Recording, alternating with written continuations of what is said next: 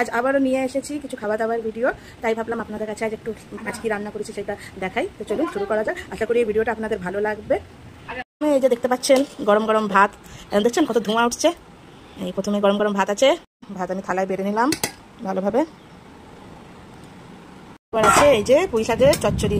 হ্যাঁ, আমি আমার ভিডিওতে অনেকবারই আপনাদের বলেছি যে মাছের মাথা আছে, যে আমার ছেলে পুঁই শাক খেতে ভালোবাসে, তাই পুঁই শাকের চচ্চড়ির আগে একটু সাইডের খাবারগুলো দিয়ে দিই। পটল ভর্তা, তার সাথে একটু স্যালাড, শসা, আর এই যে এটা হলো মাছ মাখা।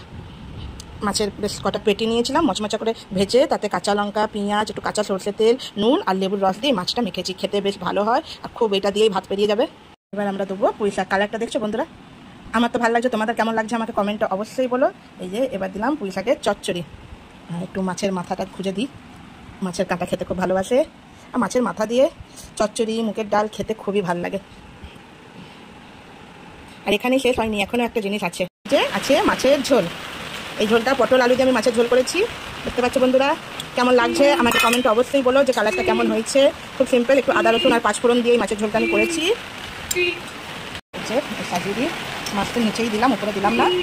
আমাদের এখানে খুব জল পড়া শুরু হয়ে গেছে, তাই বুঝতেই পারছো। এই যে ঝোলটা দেখো কতটা পাতলা করেছি, খুব খুব মশলা দিইনি, হালকা মশলা, পেঁয়াজ, টমেটো, পাঁচফোড়ন দিয়ে ঝোলটা করেছি। আর এটা খুব ভালো লাগে খেতে, দেখো কতটা পাতলা ঝোল। এই ঝোলটা খেতে খুব ভালো লাগে। এটা হলো পটল আলু দিয়ে মাছের পাতলা ঝোল। চলো এই যে এবার খাবে, খাবারের জন্য দিয়ে দিলাম।